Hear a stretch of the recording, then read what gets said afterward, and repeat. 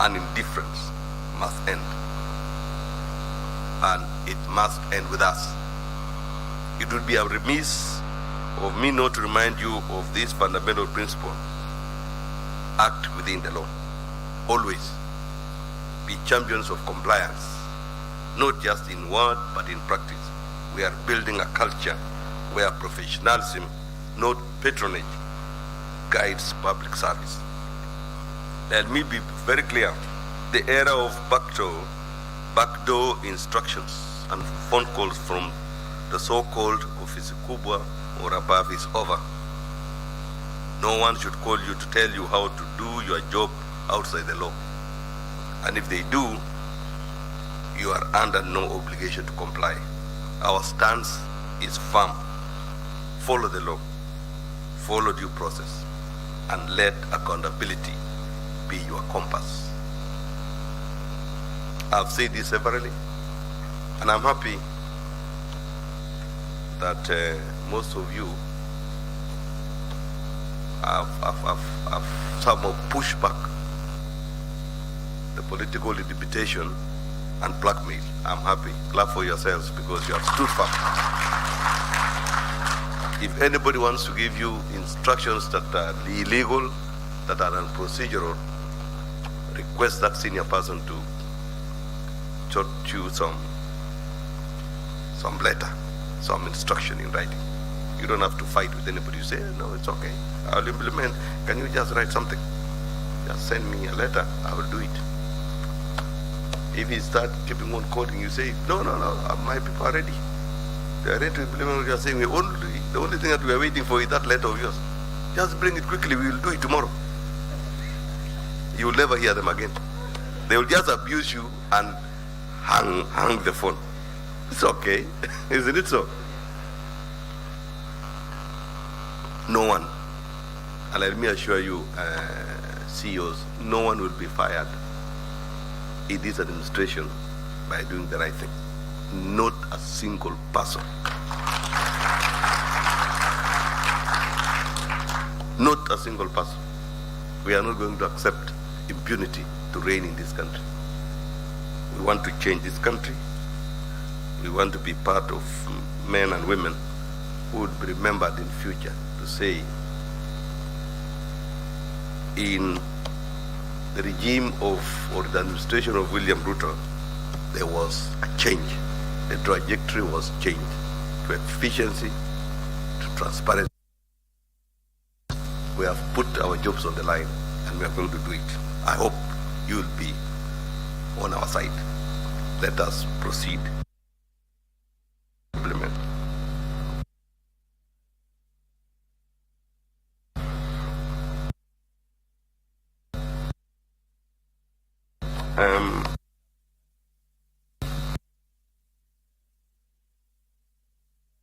The role.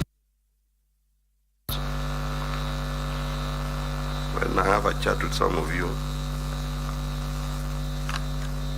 I find some of you sometimes operate like clerks. They ask you basic questions that are not supposed to be asked. They seem not to understand what they are supposed to do as a CEO. And more often I ask, what is your title? Chief Executive Officer. You are chief, you are top. You are executive, you have power. And you are the highest when it comes to all officers in your institution. So why don't you exercise that power that you've been given?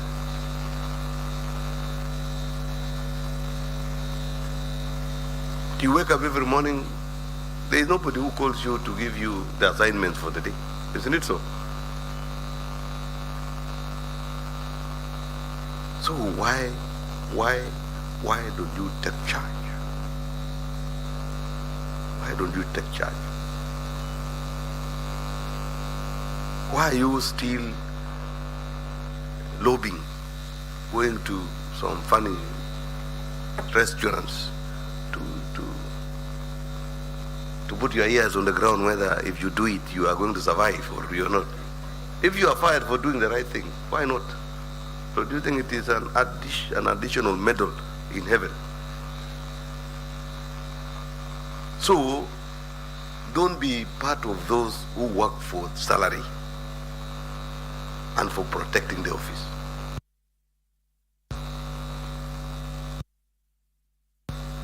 To make a difference. Yeah.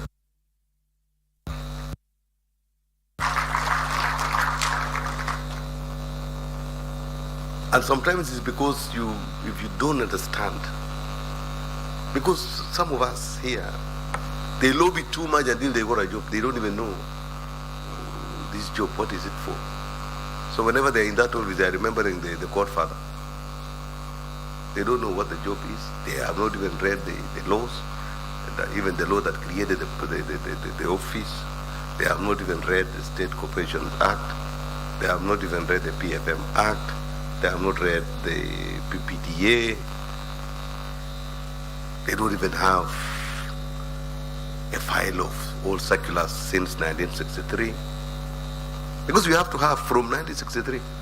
They don't even know sessional papers are what.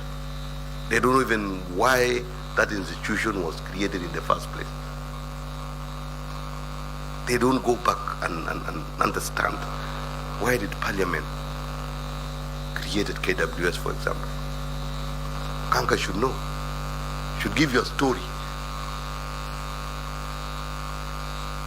EP said, Caesar, what all this KBC, why was it established?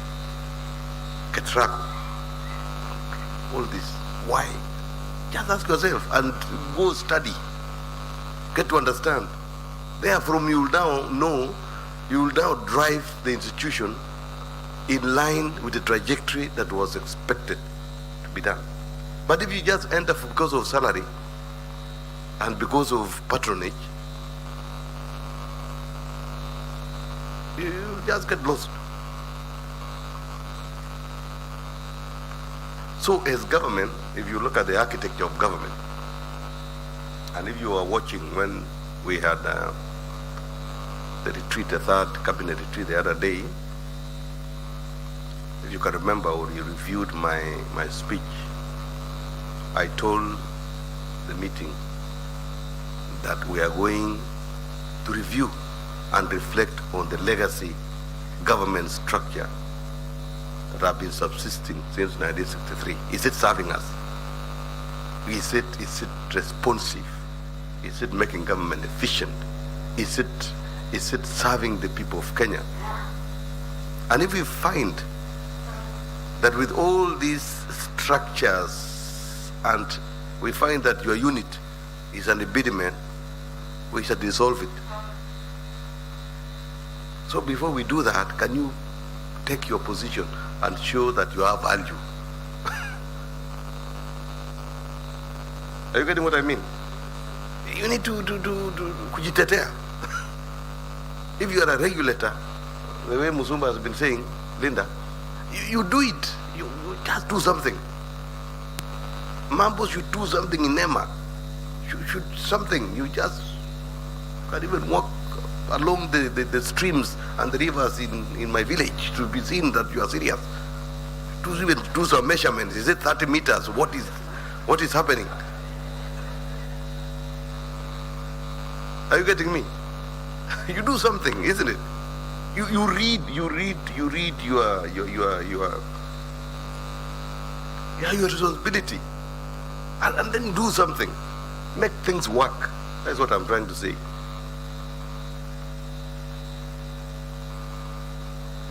So you need to understand that a government is formed through a political process. Isn't it so? And that is why it is called an administration. Regimes are formed through some bullets, some grabbing. So it's an administration. So a political process begets an administration. But when an administration comes into power, like the way we have now, broad-based,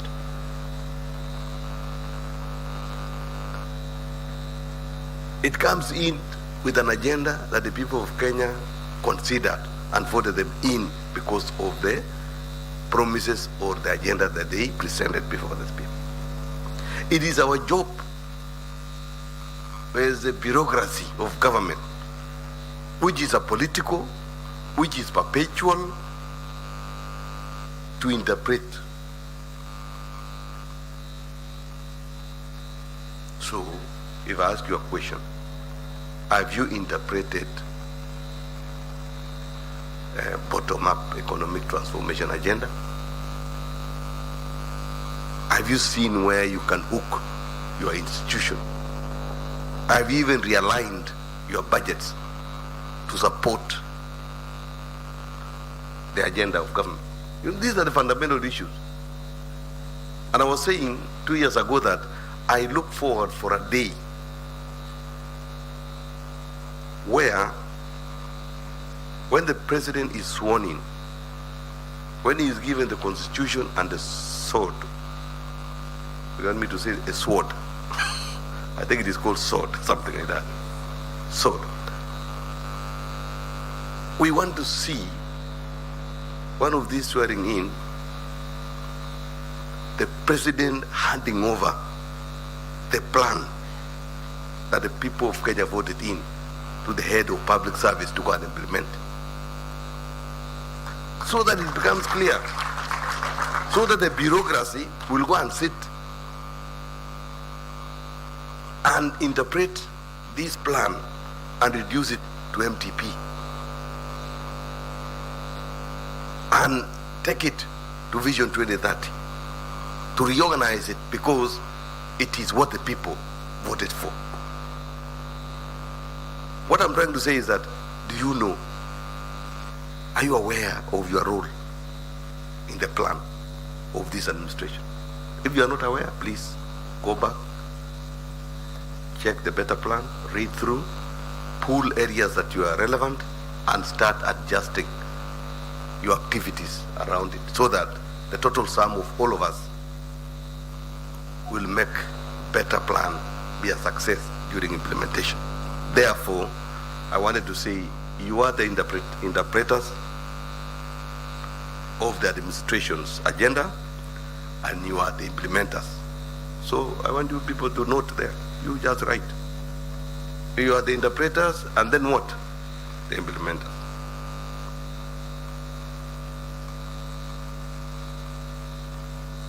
And since you are customer-facing institutions, and our customer is a citizen of this country, and visitors that are in this country, you need to refine the implementation strategy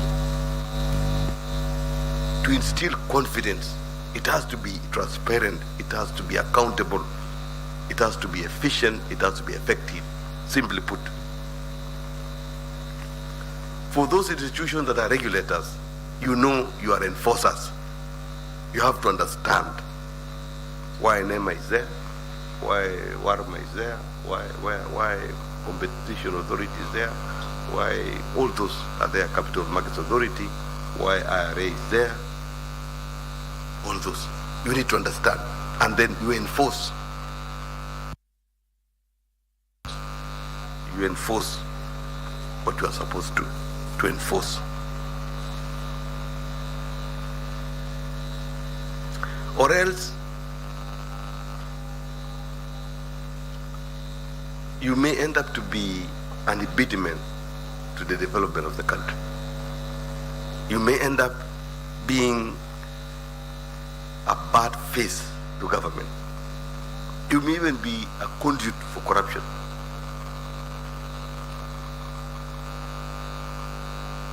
The president does not do procurement. I don't do procurement. I don't have a budget for procurement. I don't have a budget. I don't even have, what do you call it, impressed. I don't have anything. But still, they say the president is corrupt. Oh, there are people up there, and you are the ones who are buying, procuring, paying, drawing contracts. So don't be on that side of history. Interpret the plan and implement. Don't be a conduit, Don't be the face of bad things in government.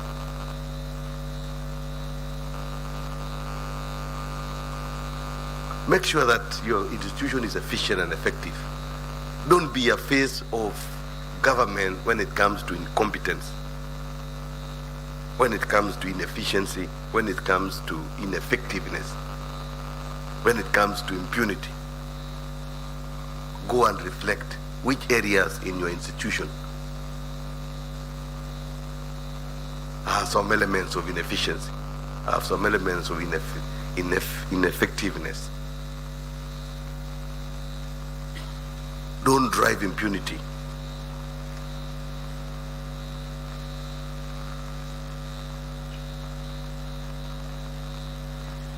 So, understand PFMA. You understand, go and read it. Go and read it. Whatever you are supposed to operationalize the way Linda said, go and do it today. Task your people in the office, you are general manager finance, you are legal person, whoever. Let us do these things. There was a reason as to why all these things were passed and enacted. Read thoroughly well Public Procurement and Disposal Act. Thoroughly, let it be in your head.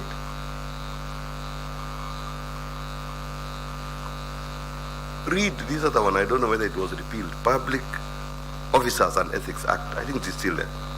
It was amended. Go and read, get to know. So, and read very fast these ones, because the Conflict of Interest Act is coming. We are going to sign next week or the other week. Now that one is a huge monster. Just understand these ones first, because when that one comes, we will see majority of you, those who don't go to church, they will be pastors, because it will be an earth-shaking shift from what we are doing to what that law demands. Because your cousin, your grandmother, the grandmother of your wife, ex-cousin, second removed for your wife, will not do business in government. So understand these ones first, so that when that one comes now, it becomes a grand finale. Let us understand what we are supposed to do. Let us get to know. Let us be informed. That is what I'm trying to say. So that at the end of the day, we are the ones to identify inefficiencies in the law or procedure or even a circular. You need to be saying, okay, we are trying to implement, but this one is bringing a problem here. Can we adjust it? That is what we are expecting from you, ladies and gentlemen. So that we make government efficient. We make government be what it should be, to serve the people, to be a catalyst of development. So really, those are the things that I want to say. Alikuwa ni mkuu wa utumishi wa umma Felix Koskei akizungumza katika hafla maalum ambayo inaendelea katika hoteli ya Serena jijini Mombasa, na hivi sasa tunakwenda katika ukumbi wa KICC ili kuweza kuhusiana na hafla inaendelea ya kuadhimisha siku kuu ya biashara ndogo ndogo na vile vile za kadri, ikiwa ni siku ya kuadhimisha biashara ndogo ndogo na za kadri katika ukumbi wa KICC.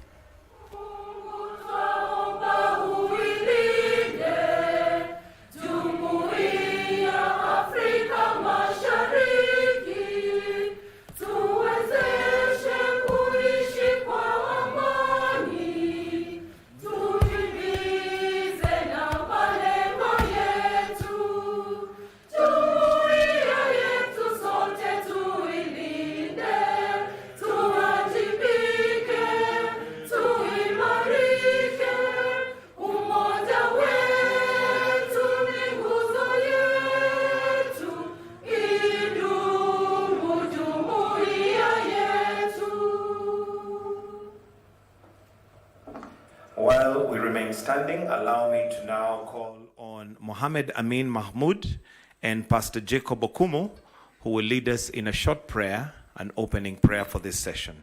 Mohammed Amin Mahmoud and Pastor Jacob.